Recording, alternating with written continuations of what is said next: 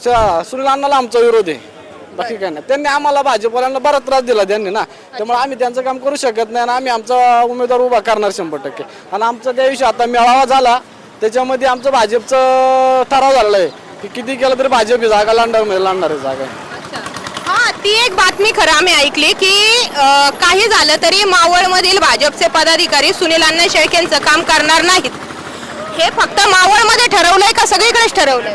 नाही नाही, आम्ही आमच्या मावळमध्ये ठरवलं, बाकीच्यांचं नाही आम्हाला माहिती काय. कारण आम्ही बातमी ऐकली म्हणून आम्ही हा बरोबर आहे ना, तशी ठरली की बाबा आम्ही किती केलं तरी आम्ही भाजपची सीट लढवणार, आम्ही सुनील अण्णाचं काम करणार नाहीये.